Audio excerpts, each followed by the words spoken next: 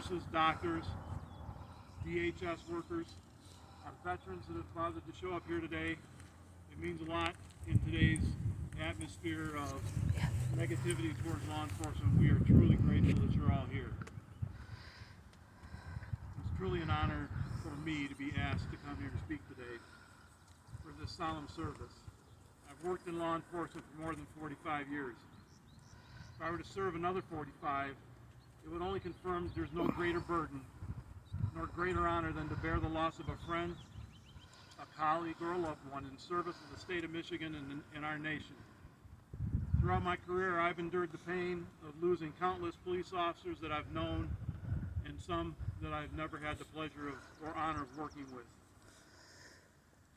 Tonight we honor 4 names written on the face of our Thumb Area Memorial, and the first from this area was Sheriff Joseph J. Murray from Huron County.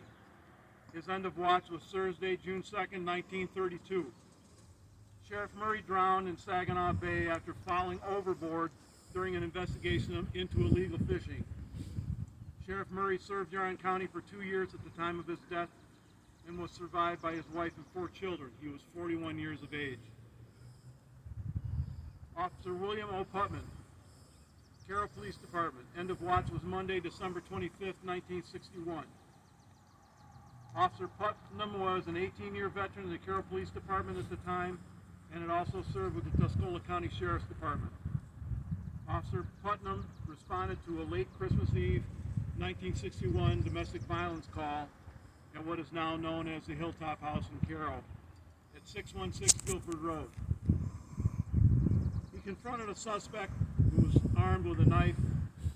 In his attempt to arrest the suspect, a struggle ensued and Officer Putnam was kicked violently in the stomach. After backup arrived and the suspect was lodged at the Tuscola County Jail, Officer Putnam died shortly thereafter due to complications from the injuries suffered in the arrest. An autopsy was never performed, and the suspect fled to Detroit and was never charged with his death. Officer Putnam was survived by his wife and 4 children. He was 51 years old at the end of his watch. Chief James C. Lounsbury, Marlette Police Department. End of watch was Sunday, January 19, 1986. Chief Lounsbury succumbed to injuries sustained 10 days earlier in a vehicle crash caused by a hit-and-run driver. He was transporting a citizen to a local hospital during a heavy snowstorm. A vehicle traveling in the opposite direction attempted to pass a tractor-trailer on the shoulder, but struck the trailer.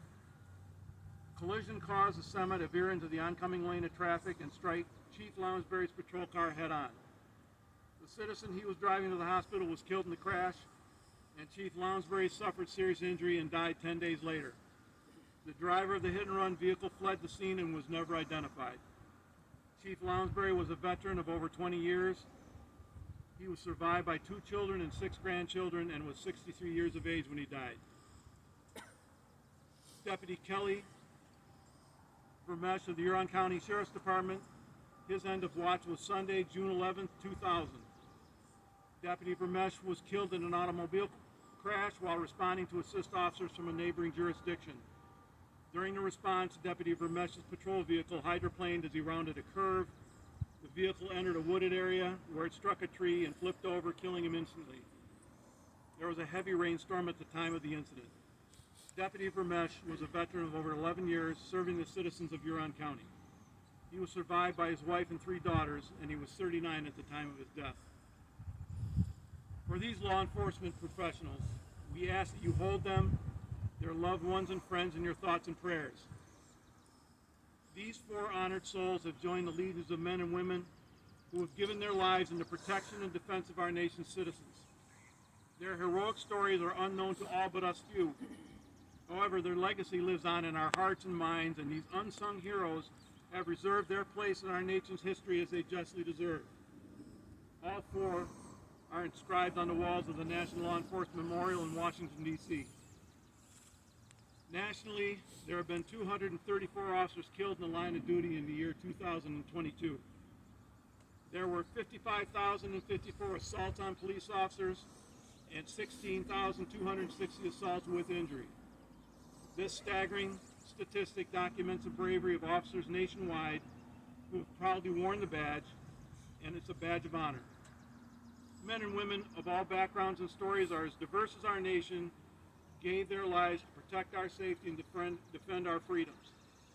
Those who sacrificed their lives to protect others came from every conceivable agency.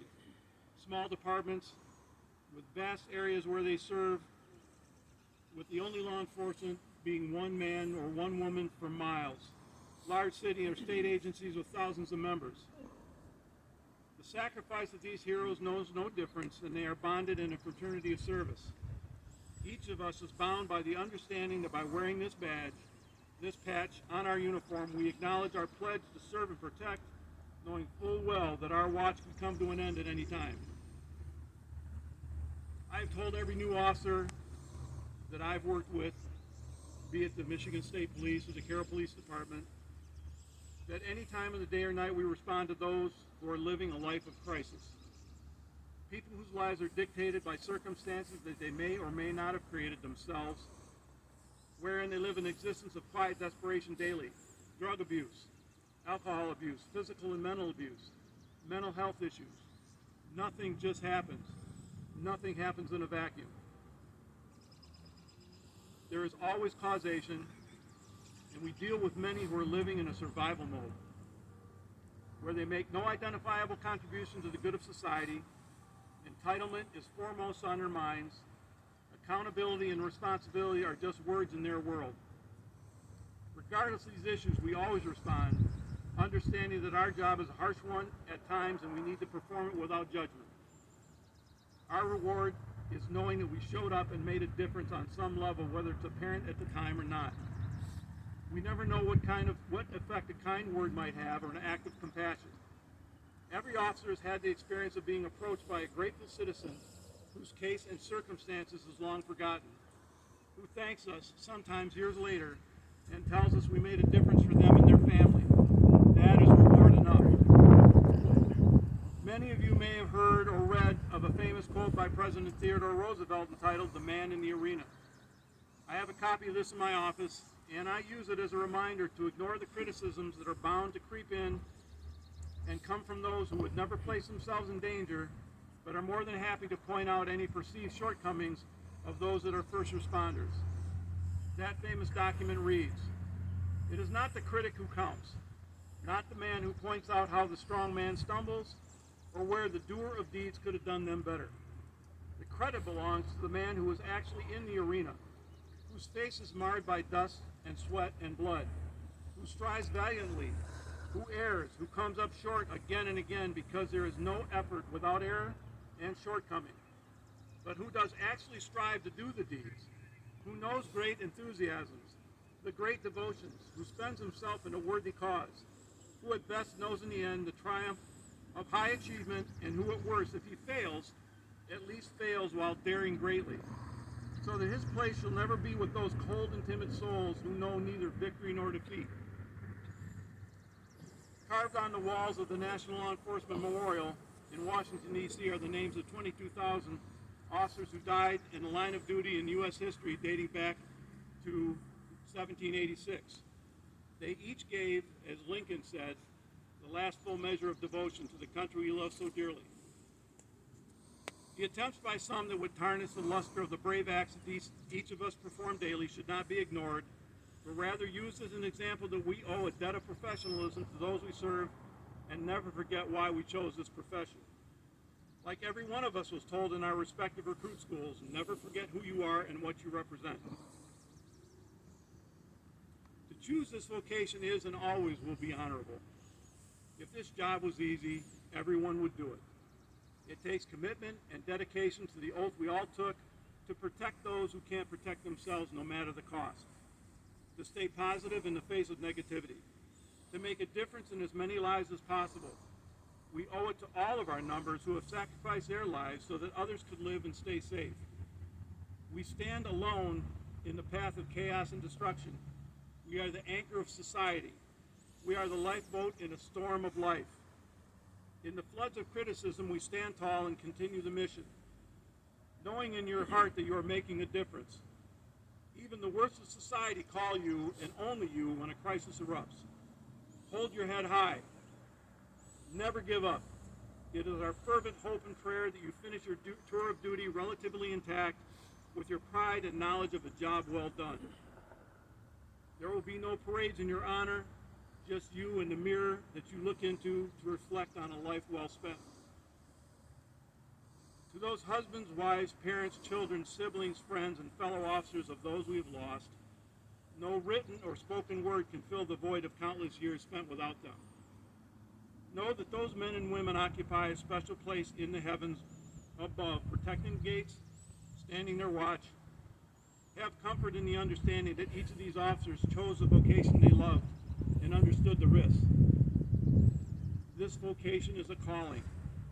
None of them would have been happy anywhere else, and were doing what they loved in the end.